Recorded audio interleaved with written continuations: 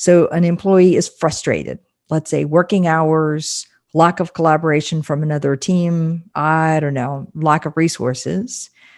So assume as a manager that your employee had good intent, align with the emotions, meaning acknowledge the emotions that that employee is feeling.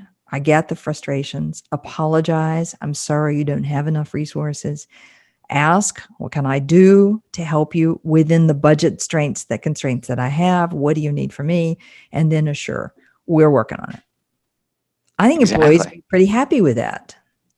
Absolutely. And so that's why we do the huddles, is to review these little things for 15 minutes every week. The huddle begins with celebrating somebody on the team who was a great example of what we talked about in the huddle last week. Okay. So last week we talked about the 5 A's. Remember, every 11 weeks we circle back. And I just want to share with everybody, I saw, Bill using the 5 A's, it was incredible with a customer. And let's just celebrate that. Right. So that's what makes these huddles the most fun 15 minutes of the week, because it's a lot of celebrating and also creating space for people to say, yeah, I hear you about that empathy stuff, but how the heck am I supposed to have empathy for this customer who's shouting at me, calling me names? What am I supposed to do in that situation? And the huddle leader says, you know what? That's a really good question. What do you guys think? How have you handled that?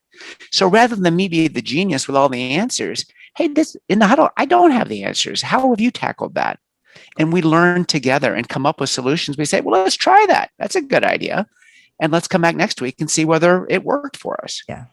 I love the idea of the huddles. They're described in the book. So if you're interested, the book is called Leading Loyalty. They're nicely laid out on how to do them. But what I like is that 15 minutes, small bite of time, where we're all together as a team and we're just talking first about what's working and about what next we want to focus on and how we're going to be able to do it. And it just gets everybody all together feeling part of something and actually doing work that's important and makes a difference.